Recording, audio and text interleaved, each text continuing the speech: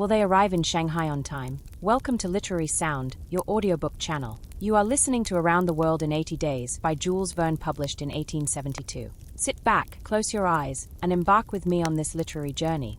Chapter 21, in which the master of the Tankadere runs great risk of losing a reward of £200. This voyage of 800 miles was a perilous venture on a craft of 20 tons, and at that season of the year. The Chinese seas are usually boisterous, subject to terrible gales of wind, and especially during the equinoxes, and it was now early November. It would clearly have been to the master's advantage to carry his passengers to Yokohama, since he was paid a certain sum per day, but he would have been rash to attempt such a voyage, and it was imprudent even to attempt to reach Shanghai. But John Bunsby believed in the Tankadere, which rode on the waves like a seagull, and perhaps he was not wrong. Late in the day they passed through the capricious channels of Hong Kong, and the Tankadere, impelled by favorable winds, conducted herself admirably. "I do not need, pilot," said Phileas Fogg, when they got into the open sea, "to advise you to use all possible speed." "Trust me, Your Honor. We are carrying all the sail the wind will let us. The poles would add nothing, and are only used when we are going into port." "It's your trade, not mine, pilot, and I confide in you." Phileas Fogg, with body erect and legs wide apart, standing like a sailor, gazed without staggering at the swelling waters. The young woman, who was seated aft, was profoundly affected as she looked out upon the ocean, darkening now with the twilight, on which she had ventured in so frail a vessel. Above her head rustled the white sails, which seemed like great white wings. The boat, carried forward by the wind, seemed to be flying in the air. Night came. The moon was entering her first quarter, and her insufficient light would soon die out in the mist on the horizon. Clouds were rising from the east, and already overcast a part of the heavens. The pilot had hung out his lights, which was very necessary in these seas crowded with vessels bound landward, for collisions are not uncommon occurrences, and, at the speed she was going, the least shock would shatter the gallant little craft. Fix, seated in the bow, gave himself up to meditation. He kept apart from his fellow travelers, knowing Mr. Fogg's taciturn tastes. Besides, he did not quite like to talk to the man whose favors he had accepted. He was thinking, too, of the future. It seemed certain that Fogg would not stop at Yokohama, but would at once take the boat for San Francisco, and the vast extent of America would ensure him impunity and safety. Fogg's plan appeared to him the simplest in the world.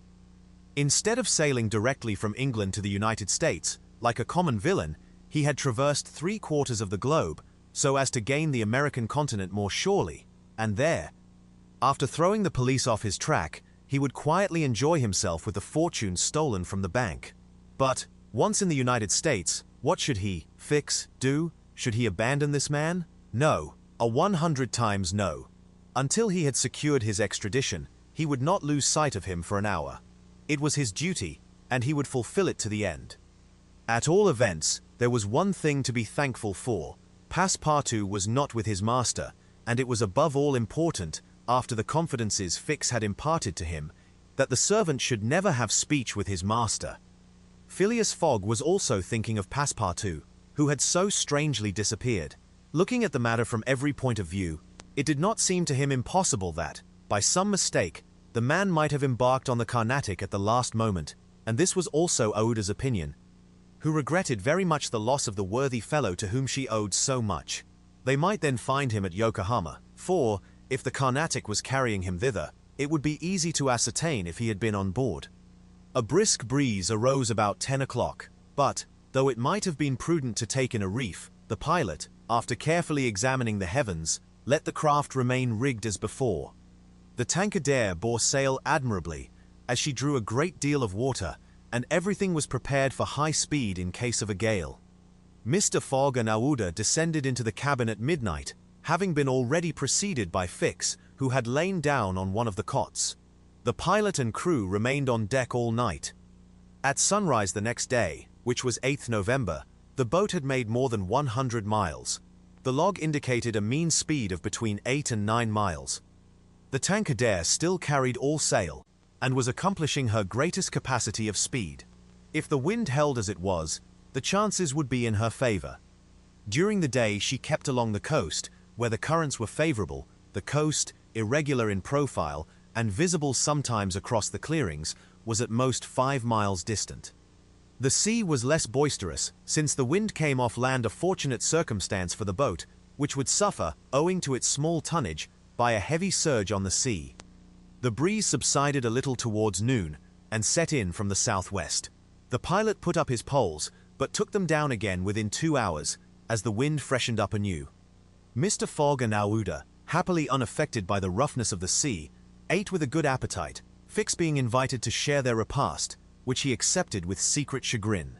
To travel at this man's expense and live upon his provisions was not palatable to him. Still, he was obliged to eat, and so he ate. When the meal was over, he took Mr. Fogg apart and said, "Sir." This "sir" scorched his lips, and he had to control himself to avoid collaring this gentleman. "Sir, you have been very kind to give me a passage on this boat.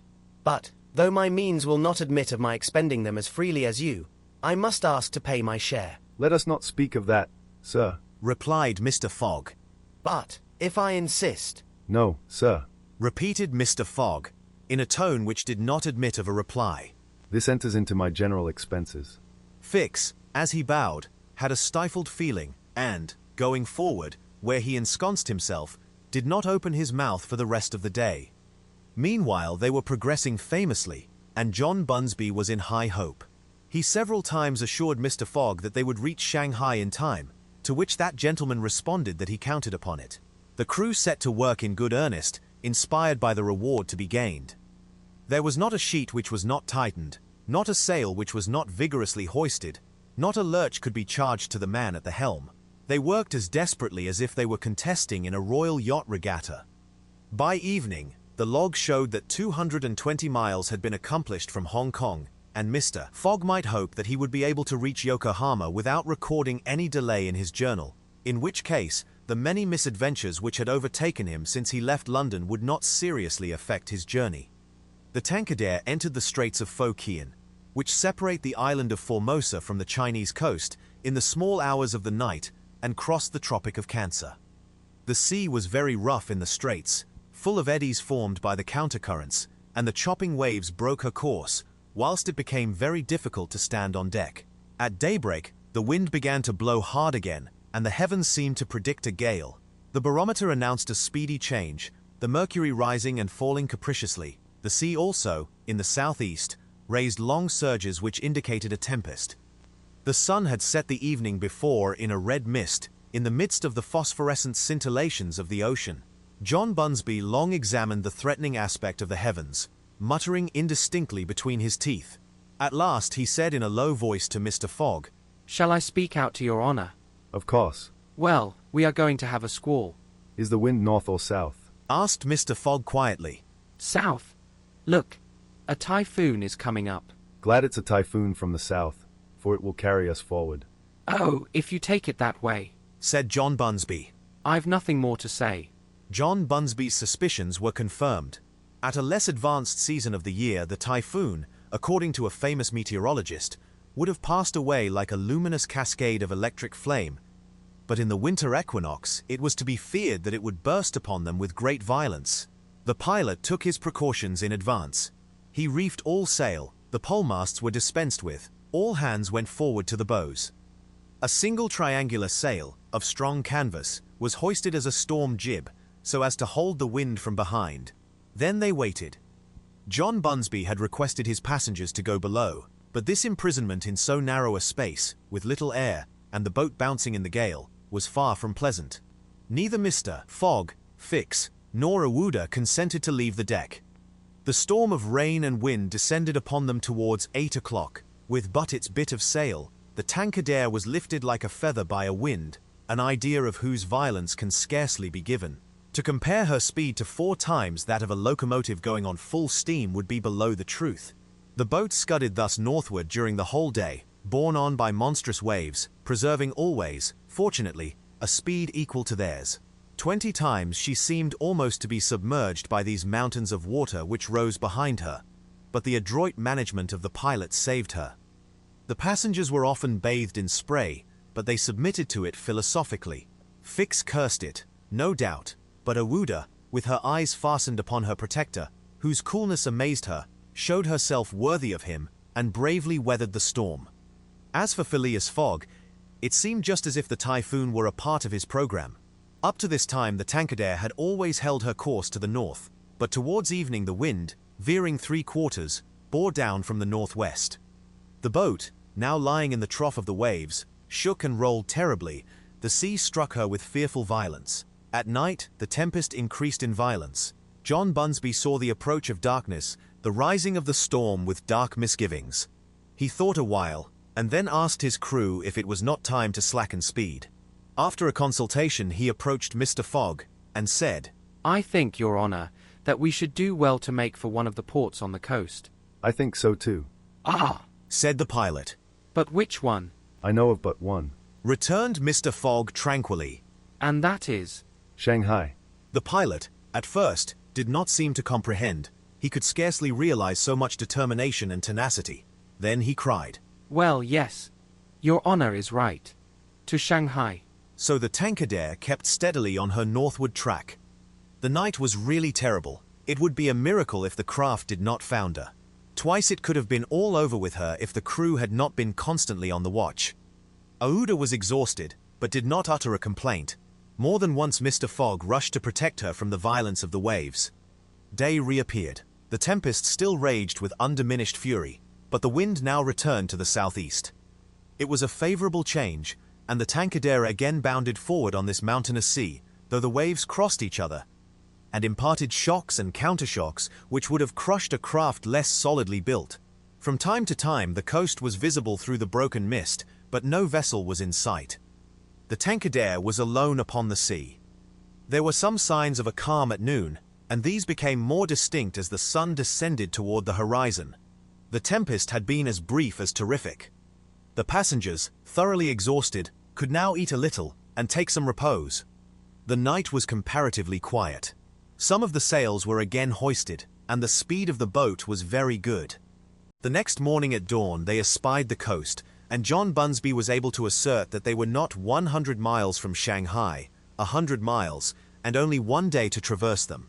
That very evening Mr. Fogg was due at Shanghai, if he did not wish to miss the steamer to Yokohama. Had there been no storm, during which several hours were lost, they would be at this moment within 30 miles of their destination. The wind grew decidedly calmer, and happily the sea fell with it. All sails were now hoisted, and at noon the Tankadere was within 45 miles of Shanghai. There remained yet 6 hours in which to accomplish that distance. All on board feared that it could not be done, and everyone Phileas Fogg, no doubt, excepted felt his heart beat with impatience. The boat must keep up an average of 9 miles an hour, and the wind was becoming calmer every moment. It was a capricious breeze, coming from the coast, and after it passed, the sea became smooth. Still, the Tankadere was so light, and her fine sails caught the fickle zephyrs so well, that, with the aid of the currents, John Bunsby found himself at 6 o'clock not more than 10 miles from the mouth of Shanghai River. Shanghai itself is situated at least 12 miles up the stream. At 7 they were still 3 miles from Shanghai. The pilot swore an angry oath. The reward of £200 was evidently on the point of escaping him. He looked at Mr. Fogg. Mr. Fogg was perfectly tranquil, and yet his whole fortune was at this moment at stake. At this moment, also, a long black funnel, crowned with wreaths of smoke, appeared on the edge of the waters. It was the American steamer, leaving for Yokohama at the appointed time. "Confound her!" cried John Bunsby, pushing back the rudder with a desperate jerk. Signal her, said Phileas Fogg quietly. A small brass cannon stood on the forward deck of the Tankadere, for making signals in the fogs. It was loaded to the muzzle, but just as the pilot was about to apply a red-hot coal to the touch-hole, Mr. Fogg said, "Hoist your flag." The flag was run up at half-mast, and, this being the signal of distress, it was hoped that the American steamer, perceiving it, would change her course a little, so as to succor the pilot boat. "Fire," said Mr. Fogg, and the booming of the little cannon resounded in the air. Am I the only one who can't stop thinking about Passepartout? Let me know in the comments. Literary Sound is on Spotify, YouTube, and TikTok. Follow me on your favorite platform to continue this journey wherever you want. If you enjoyed this chapter, leave your like, subscribe to the channel, and activate the bell so you don't miss any of the upcoming chapters. Don't miss the next one. See you soon.